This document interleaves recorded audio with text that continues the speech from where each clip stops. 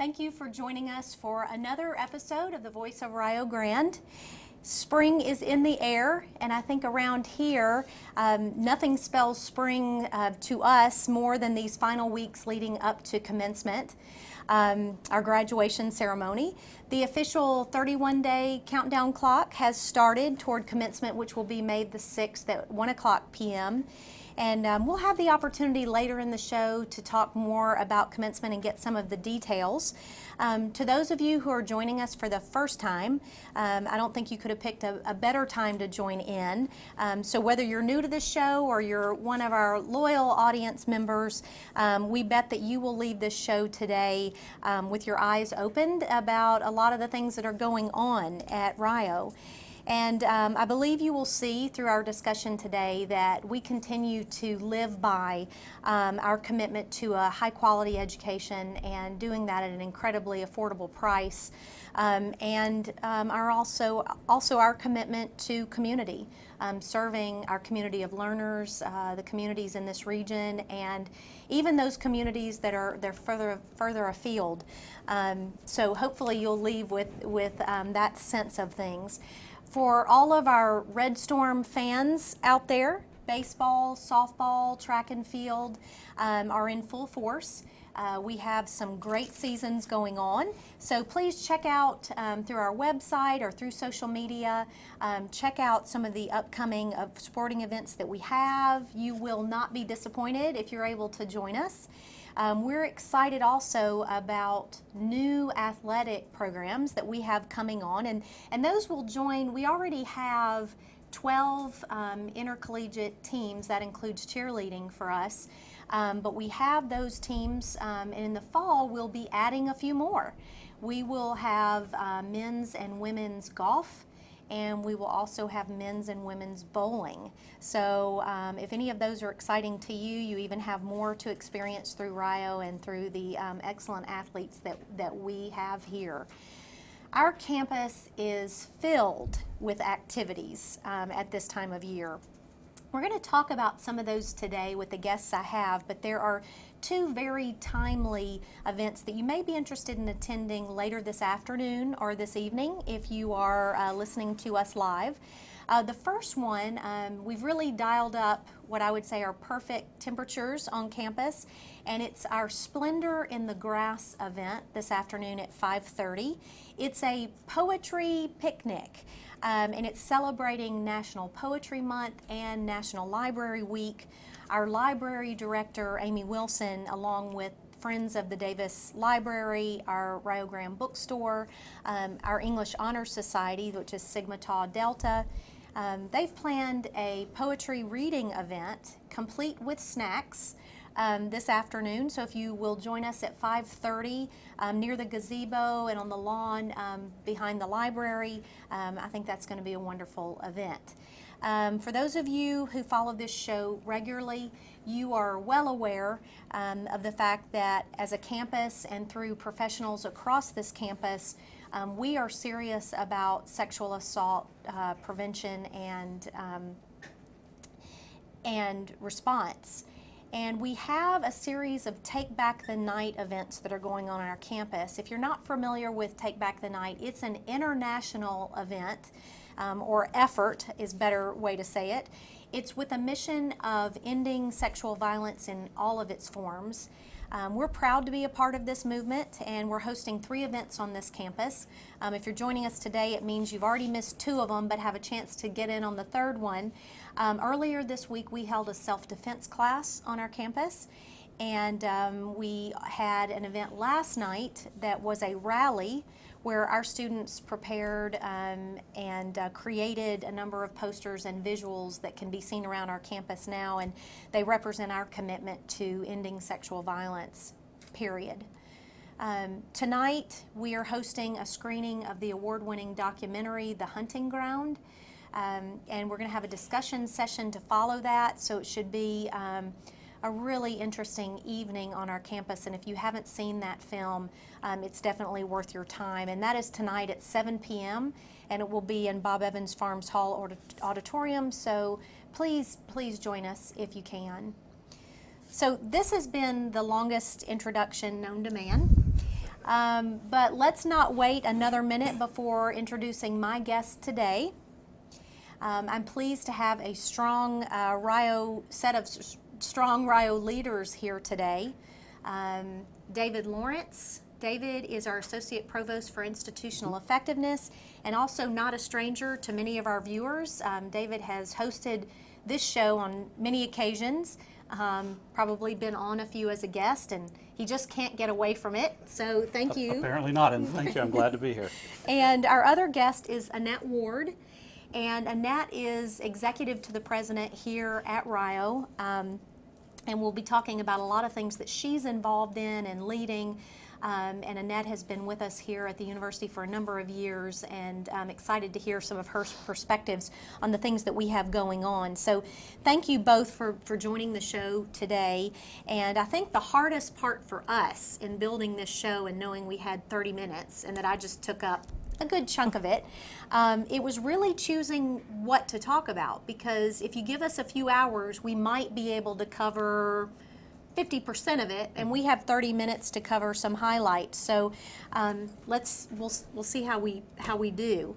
I want to start with accreditation.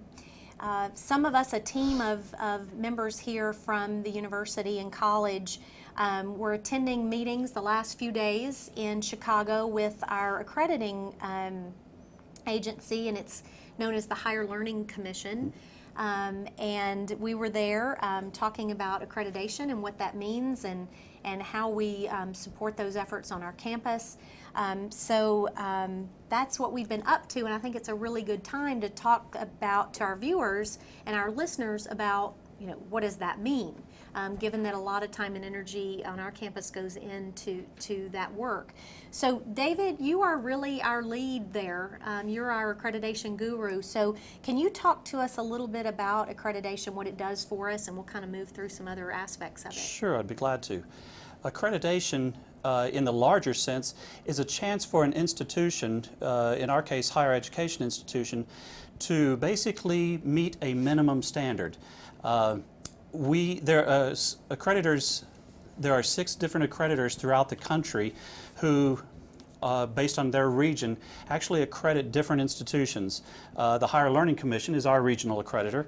They're recognized by the by the Department of Education, the Federal Department of Education, and they basically have some basic criteria that each institution must meet, and their best practices. They cover everything that a higher education institution might do. And as you mentioned, we just came back from the conference. They have an annual conference bringing in probably over 4,000 people, faculty, staff, administrators from campuses throughout the country. And they offer sessions on a variety of topics, including both accreditation, but also assessment, best practices in the classroom, how to improve communication across campus, a variety of things. But accreditation is a kind of a stamp of approval that if an institution is accredited, it means that they have met the standards required by that national accrediting agency that other schools have to meet.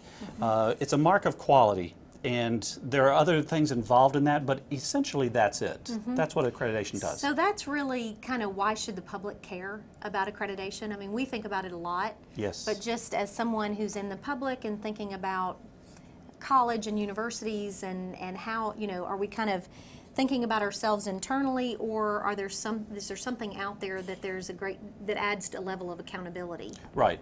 And that's one of the things that accreditation does. Accreditation also has some more federal guidelines that we have to follow as well. One of those, the main one that most schools are involved with, is the federal financial aid, or Title IV funding.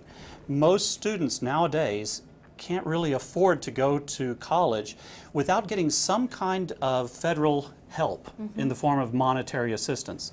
And that Title IV funding, you have to be accredited to actually receive Title IV funding.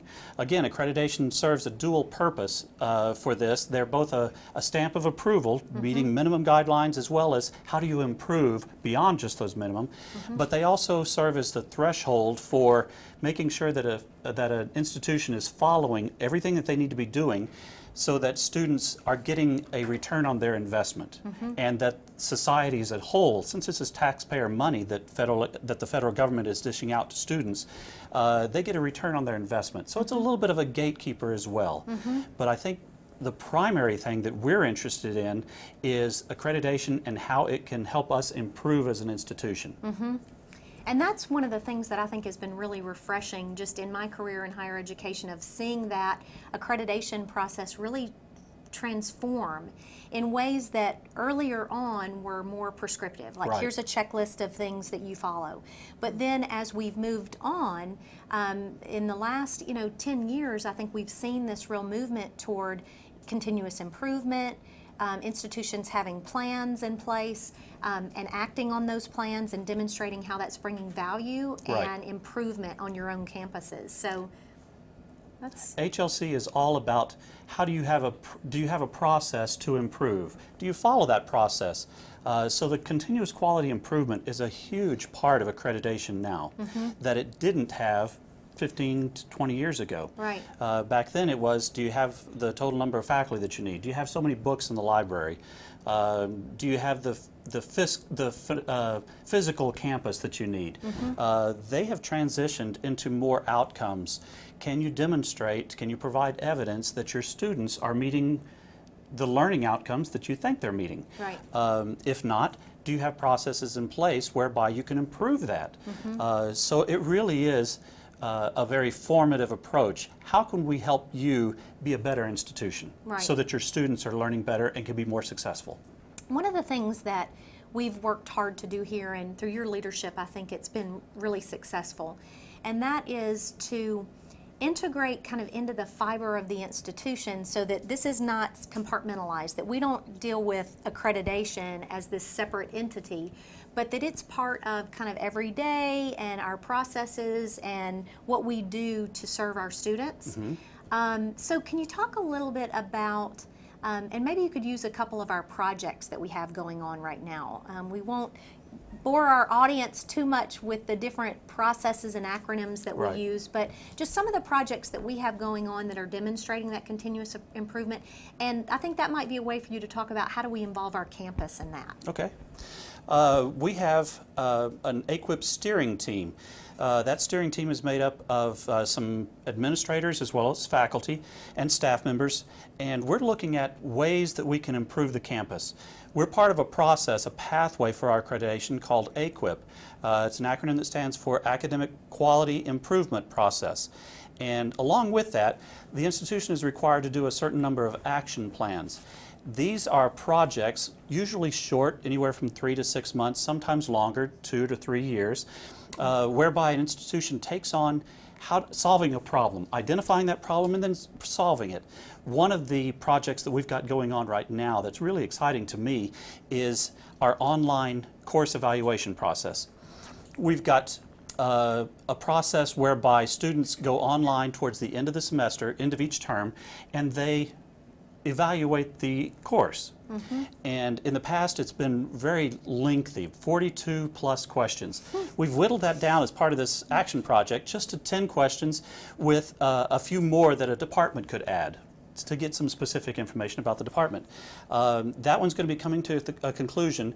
The results of that has been we've increased the number of students who have completed those applications, those course evaluations, and I think the faculty are getting much more actionable information, things that they can use, both student comments and some data that we gain from just completing the survey, that they can immediately use to improve that course, whether it's perhaps looking at a different textbook because they're not using it as much and it's a fairly expensive book, to moving through the course material slower or faster. We get a lot of comments from students, and that's been one of those action projects that's been really terrific for us. Good, good. And that demonstrates really every component of the academic operation here being touched by that Exactly. and by an improvement effort. Exactly. So that's pretty neat. Well, I know we could talk about accreditation, especially it's fresh on our minds from being in meetings for the last few days. But one of the things that really I think links well, so it's probably a good segue, is what you were talking about with planning. getting people together to think about what can we do better and what the future is. And that really leads to another big effort that we have going on right now, and that is the recent launch of a strategic planning effort. Many of you know that we have had a strategic plan in place. It's called the Decade of Dreams, and we're at about the midway point of that plan. And the plan at the time that was started was to get to the midpoint and say, how are we doing? Is this plan still relevant? Are we still moving in the direction that makes sense? And so we are full scale, all feet in and hands, everything into this process. So I want to talk to Annette a little bit. If you can share with us, you are such a mobilizer in this process, as you are with so many things on campus. And we've just started this process to get people moving. And I mean, you've been at the institution for a number of years and seen a lot of things kind of moving and taking shape. What do you see so far as we've started this process that really makes this special and I think meaningful? What are you seeing so far? One of the things that I've been most impressed with is the affirmation of what we do here. I think it's very recognizable from not just our internal campus community, but our community as a whole, that we're very committed to the process of turning out quality students who are going to go to work and perpetuate the employment world and go out and make a real difference. And it's encouraging to me to know that there are a great number of people who recognize that that's what we're doing and really want to be part of shaping how we're going to continue to do that in the future.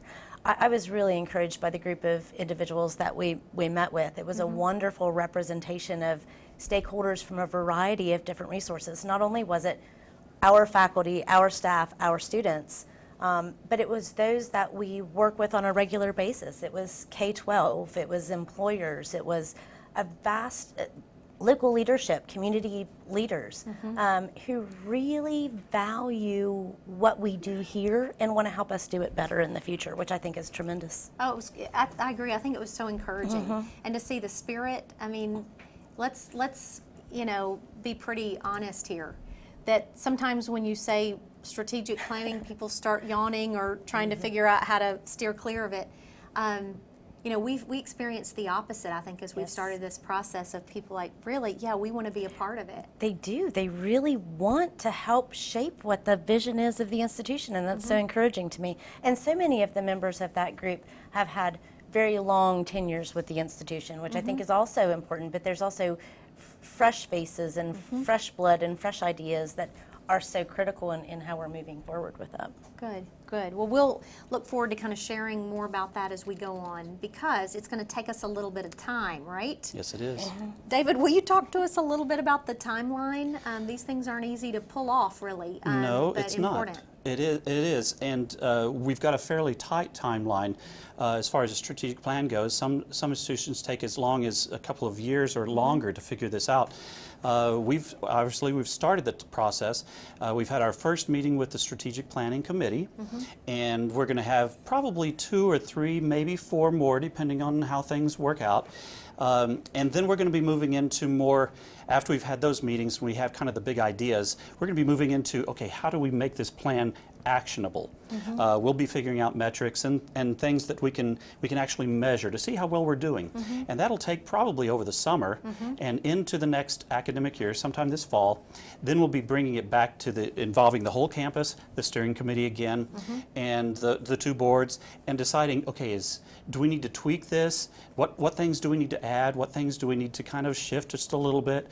And we hope to be able to finish the planning process and be able to present to both boards a completed strategic plan probably in either January or February. But again, we're not going to tie ourselves down to that timeline because, as I said, it's a pretty fast timeline. What we'd like to do is make sure that we have the right kind of a plan and that we've got enough input from enough constituencies that we're doing the right direction.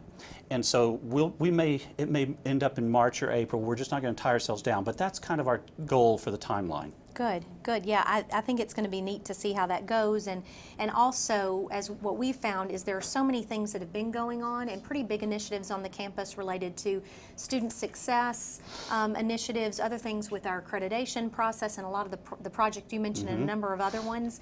And what we feel like is we had a lot of momentum coming into this process, which may help us meet that timeline a little easier, but I was at a session at the Higher Learning Commission over the weekend, and there was one school that was talking about the fact that their president kind of came in one day and said, we're going to do a new strategic plan, and it has to be finished exactly 6 months from today's date. So it could be worse, right? Yes, it could. Well, let's I think these things are kind of flowing nicely when we're talking about strategic planning in the future and quality. It brings us to another event that's going to take place on campus today. I didn't mention it because I wanted David to talk a little bit about it, and that is a faculty awards ceremony that we have later today at 4:30. Anybody's welcome to that as well. It's in Bob Evans Farms Hall in that same location that the Take Back the Night event. So I think you could come to the campus in an hour or so and just stay here for the rest of the night in one place, and you'd be in good shape. If you could tell us a little about the faculty awards. I know some of these date back to 1985, so we've had lots of recipients and a great string of excellence. I would be glad to. Yeah, we have a terrific faculty, and a lot of them have been doing a lot of publications, a lot of research, and obviously doing a lot of terrific work in the classroom with our students. So each year we honor those faculty, and we have both some awards that have been around for a while, as well as some a relatively new award. And I'll just hit the highlights here. We have what's called an Ernie A. Wyatt Outstanding Teaching Award. This is one that the students actually vote on, and so it's very special for a faculty member to earn this because it demonstrates that they have really connected with the students, and not just one or two, but a whole lot of students. And this is for outstanding teaching. We've got another that is also for outstanding teaching. It's called the Edwin A. Jones Excellence in Teaching Award. This one is voted on by the faculty. So these are your peers. These are the faculty, your comrades in arms, as it were, who are looking at what are you doing in the classroom? How are you making a positive impression on students? And they do to get some student input, but this is your peers. This is the faculty that are voting for this. And this one's been around for quite a few years, but it demonstrates to faculty who are recipients of this award how important that teaching process is in the classroom. Sure. And then the new one that we have, which is only a few years old, about 6 years old now, and that highlights faculty scholarship. As a teaching institution, we're not a Research One institution, so we primarily deal with teaching, and we want to both encourage and award high quality teaching. But part of that is being active in your field and your discipline. So we developed the Faculty Excellence and Scholarship Award, and it covers scholarship both inside the classroom as well as to your discipline at both a regional, state, and a national and even international level. And we have some outstanding applicants and awardees and recipients of that. It's going to be really exciting to see those awards presented later today. I'm excited about that. Since we opened this show talking about commencement, and we only have a couple of minutes left, we knew this would happen, that we have so much to talk about and could go in so much more detail. But Annette, you do such a fabulous job with organizing and mobilizing and pulling off what is, I believe, the most impressive commencement graduation ceremony in the country. I mean, it's gorgeous, it's wonderful, every attention to detail is there. So tell us a little bit in the closing minute or so, what's in store for us for this year? Okay, I'm going to get really excited because I agree with you. Commencement is such a historic and significant occasion on this campus, and it's all put together by a wonderful committee of people, so I can't take all of the credit for that. But this is the 141st year that we will host commencement exercises on this campus, which I think is a lot to celebrate.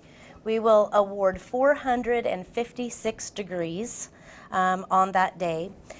29 of our graduates are receiving multiple degrees. So not only have they been working towards a degree, they've been working towards either a bachelor's and an associate's or 2 associate's degrees, which I think just speaks to the quality of our students here at the institution. And I also think it's really special that we're also educating our own faculty and staff to reach other career goals that they may have. So 16 of our grads are either employees or relatives of employees, which I think is real special here. That is really neat. It's going to be a wonderful day, It and will be. we do it outdoors, and we Yes. always pray for no rain Yes. and Oh, yes. cool temperatures. And cool temperatures. So let's see how we do. Gosh, I'm excited about all these things that are going on. And these are the things that represent the high quality that we expect here and the experience that we are determined to deliver at a very affordable price for our students. My last comment today is to highlight for you a book that's coming out. It will be hot off the shelves on April the 10th. And this is a book about the University of Rio Grande and Rio Grande Community College by two of our own, Jake Bapps and Ivan Tribe. They've been on the show, and so you've probably heard about this, but if you haven't, please plan to get your copy. You can order it through Amazon. You can also come to our bookstore and get it, and we have a signing on April the 11th from 10 o'clock to 2 o'clock in our bookstore. So thank you for joining us for another episode of The Voice of Rio Grande, and we look forward to seeing you next time. Thank you, Annette Ward and David Lawrence. Thank you. Thank you.